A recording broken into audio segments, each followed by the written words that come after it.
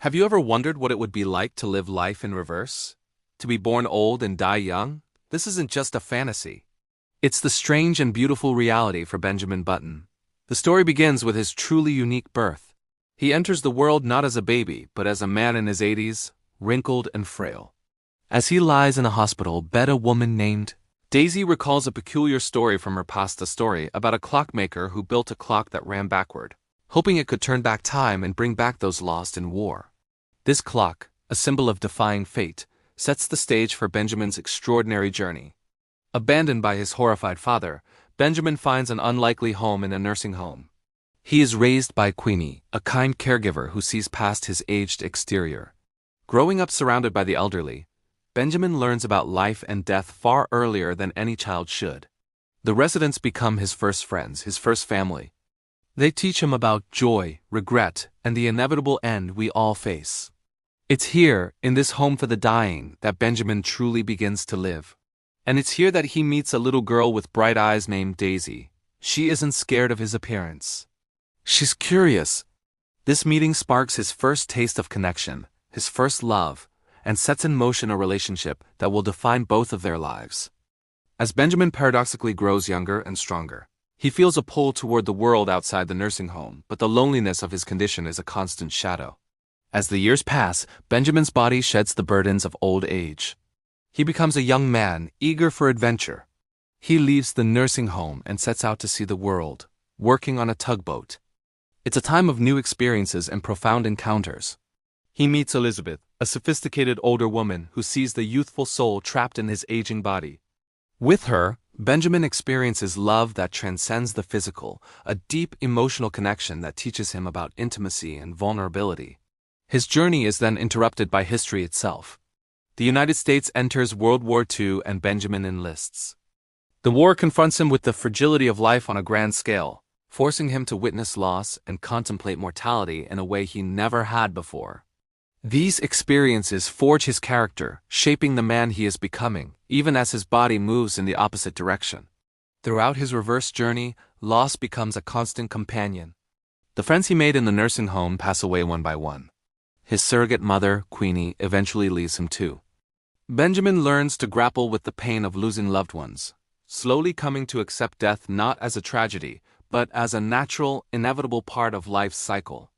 This understanding deeply affects his relationship with Daisy. As he grows younger and she grows older, their paths are constantly intersecting and diverging. Their love is a complex dance with time, filled with moments of perfect synchronicity and periods of painful separation. Accepting loss becomes the cornerstone of his emotional maturity, allowing him to love more deeply and live more fully, knowing that nothing lasts forever. There is a magical period when Benjamin and Daisy finally meet in the middle. He has aged down to his 40s, and she has aged up to meet him there. For a few glorious years, they are just a man and a woman in love, living a life that feels almost normal.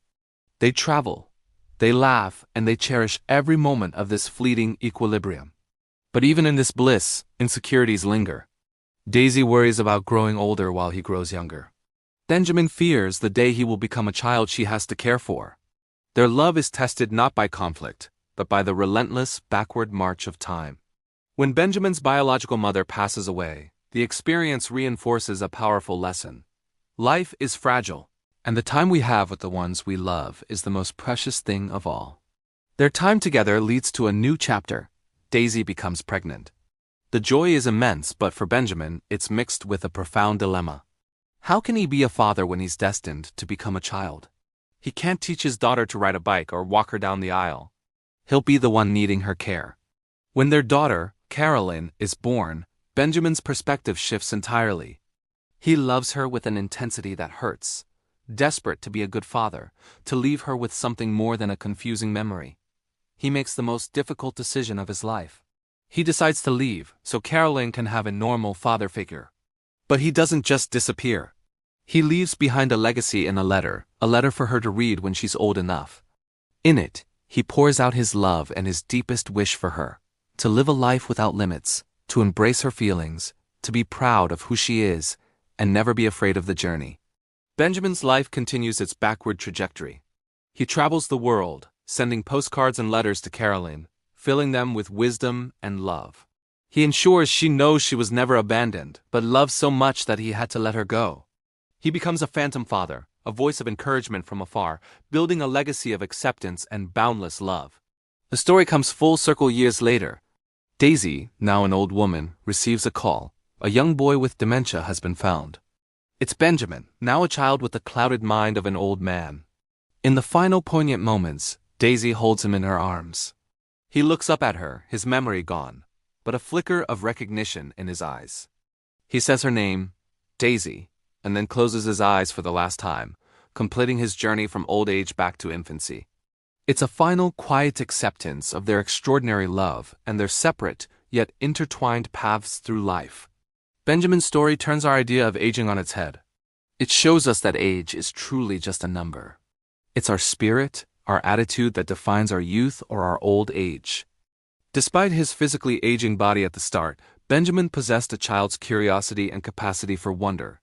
And as he grew physically younger, he carried the wisdom of a long life. His relationship with Daisy is a testament to the fact that love can thrive at any stage, in any form, defying the neat timelines we expect. It challenges us to see beyond the surface, beyond the wrinkles or the youthful glow, and connect with the person within. Imagine for a moment being reborn at 80. You'd live your so-called golden years first, and then journey toward your physical prime, armed with a lifetime of wisdom and experience. You wouldn't waste your youth on trivial worries. You'd know what truly matters. You would appreciate love, health, and time in a way that's impossible when you're young and feel invincible. This is perhaps the most powerful lesson from Benjamin's curious case. It's an invitation to us, living life in the conventional direction, to try and blend the stages, to bring the wisdom of our future selves into our present, to live with the perspective of age while we still have the energy of youth. It's about making every single moment count, because whether we're aging forward or backward, the clock is always ticking. Thank you so much for watching. What part of Benjamin's story resonates with you the most? Let me know in the comments below. And if you enjoyed this reflection on life, love, and time, don't forget to like this video and subscribe for more stories that make you think. See you next time.